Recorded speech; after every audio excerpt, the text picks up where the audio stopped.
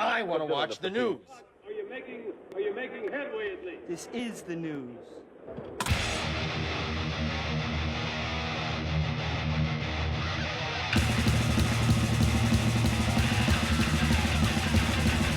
Smack-a-macabre, it is time for the only news that matters. And before I get into the news, I want to give a shout out to my friend Wilson from Chicago. You rule, buddy. I hope you're watching this. I hope you're a Billy Joel fan so you can watch this. But I want to give a couple other shout outs. If you don't see this, man, I'll give it on other videos because you rule. Thank you for everything you do for me, my friend. And now, the only news that matters.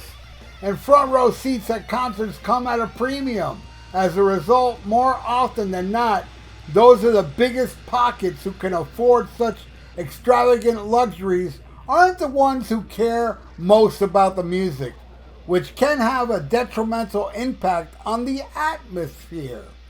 Where Billy Joel has noticed that. Billy Joel refuses to sell the front row tickets because when he did, there was a lot of rich people that weren't really into the music, and he didn't really like seeing them up there because, you know, they're rich and stuff. So what Billy Joel did, this is what he does.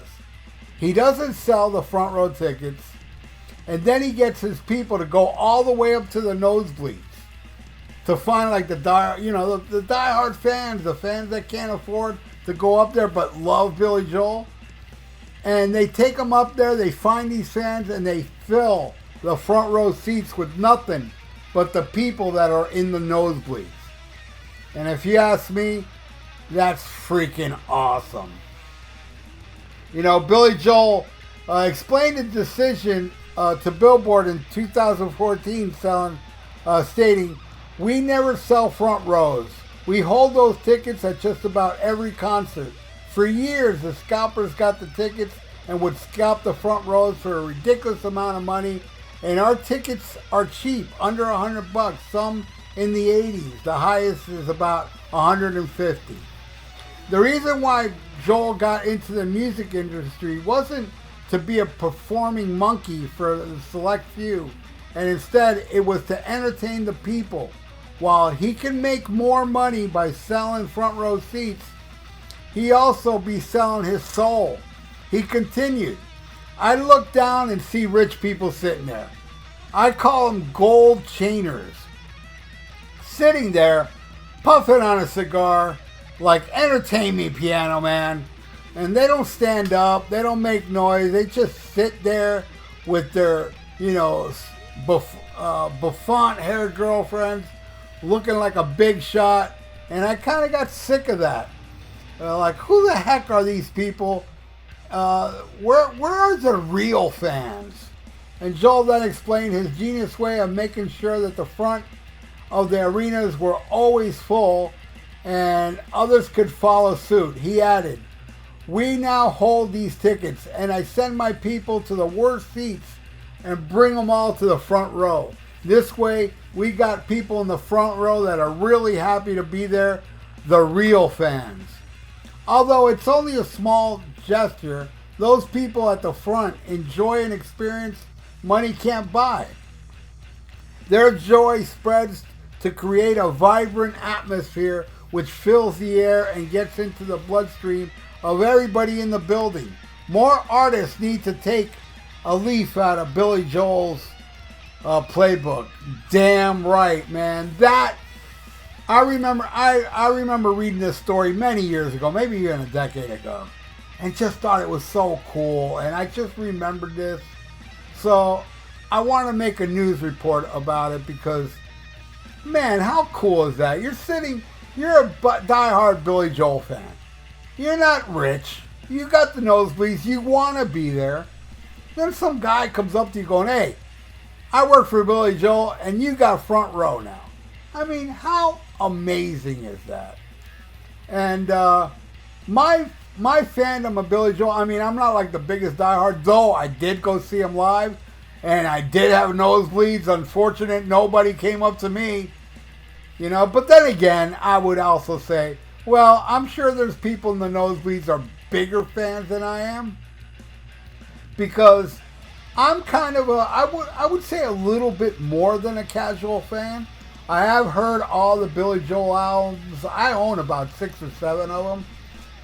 When I was a little kid, I fell in love with the song "Only the Good Die Young," so I bought "The Stranger." I remember vividly cutting a lawn to get money to buy "The Stranger," and I absolutely love that album. May still be my favorite. That and Glass Houses, they're both so great. Anyway, as a little bit more than a casual fan, but not really a diehard Billy Joel fan, there are 15 songs that I compiled right now that I would like to tell you. From worst to best, but none of them are bad. You know, from my least favorite to my favorite. And let's get this started. At number 15, I'm going to go with The Entertainer. It's kind of like an earlier song of his, and you know, I love the lyrics are so blunt, you know, talking about him being an entertainer. I think it's a cool tune, man. So that one's at number 15. At number 14, off "The Stranger," "Scenes from an Italian Restaurant." I love that song. I remember hearing Billy Joel talk about when he wrote that song, he was thinking about the Abbey Road medley. All the medley that's at the end of Abbey Road. And he wanted to do his own version, and it's great. It's an awesome song that has a lot of changes. It is pretty much like a medley song. And it's beautiful. I absolutely love it. At number 13, short little cool pop ditty, "Don't Ask Me Why." I love it. It's a feel-good song. It's a fun song. Absolutely love it.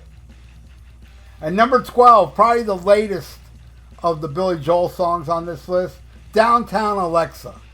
I think it's a beautiful, awesome tune. Love it. At number 11, man, this one tugs at my heartstrings, man. "Goodbye Saigon." You know, it's just, oh my God, the emotions, the lyrics of soldiers in war and what they've gone through, and oh my God, it's just a beautiful song, and it had to make my list. At number 10, "Pressure." I'd love to do a metal version of the song "Pressure." I love it, man. I think it's a killer tune, and it's just badass. All right, at number 9, "Big Shot." Didn't you? What was it that Billy Joel, when he wrote "Big Shot," it was from hanging out with Mick Jagger.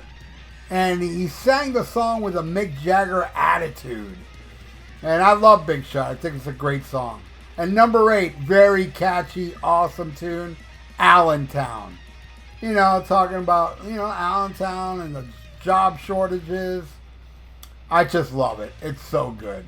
All right, number 7. This one, I'm sure a lot of people wouldn't put on their list because it's a very popular song.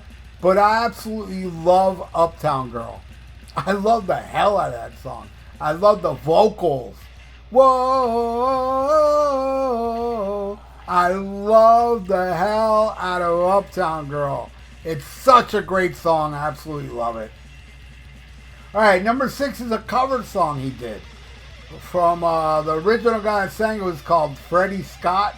It's a song called "Hey Girl." Man, you want to talk about a romantic, amazing damn song. "Hey Girl" is it. Love it. All right, at number 5. You can heart attack.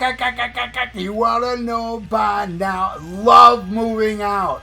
The song that opens "The Stranger.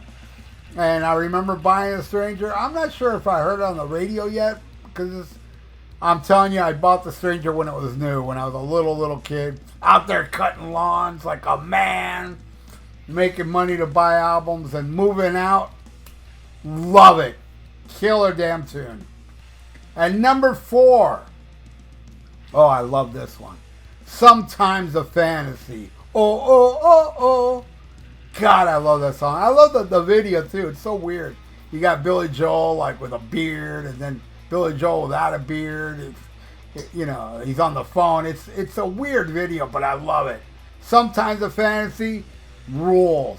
At number 3, The song that made me run out and buy The Stranger.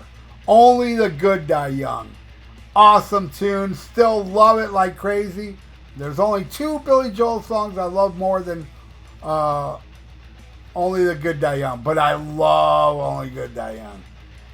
Fucking great. And, you know, it's one of those rare songs where I love the horns. The horns on that song don't bother me. I think they fit perfectly. All right, number 2. This is an extremely special song. And it's another cover. He covered a Bob Dylan song. And the song is called To Make You Feel My Love. And as I understand, this song, I could be wrong. So somebody correct me in the comments below. I don't think this song was on an album. Bob Dylan did not put this on an album back then. You know, and I think it later came out on compilation. But, you know, when he recorded this song, he didn't put it on the album he was recording at the time. But To Make You Feel My Love is intensely awesome.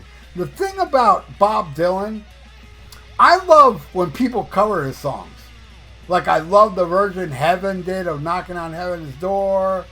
And this, man, you know, All Along the Watchtower, Hendrix. I love people that covered his songs, but I can't really get into Bob Dylan himself because his voice kind of grates on me. But I love his, I think the guy's a genius. Genius. Songwriting, lyricist. Like in this song, To Make You Feel My Love, he's like, I'll go crawling down the alleyways, the avenues, just to make you feel my love. It's so grimy and awesome at the same time. I think it's a beautiful, awesome tune. And it's all the way at number 2. I love the way Billy Joel does it. I did hear Bob Dylan's version, and believe it or not, it's not that bad. I can actually handle it. But to hear Billy's voice to it, much better in my opinion. And at number 1, my all-time favorite Billy Joel song, and you want to talk about emotions, is so thick you cannot cut it with a knife. My favorite Billy Joel song is Honesty. Oh, that song, Honesty. I love the part in that song where he goes, never heard. I can't do it, but he belts it out like a man. I love me some Billy Joel, and that is my top 15 Billy Joel songs. What do you all think, man? Don't you think it's cool as hell Billy Joel holds those front row tickets for his diehard fans? I think it's awesome. And, hey, would you mind doing your favorite Billy Joel songs in the comments? Because I'd love to read it. Yes, I didn't put Captain Jack or Piano Man, because I'm not a fan of those songs, to be honest with you. Or Goodbye to Hollywood. I know there's many hits I didn't put on here. But yeah, that's how I feel. Anyway, thank you all for watching The Only News That Matters. And please subscribe to my channel if you haven't.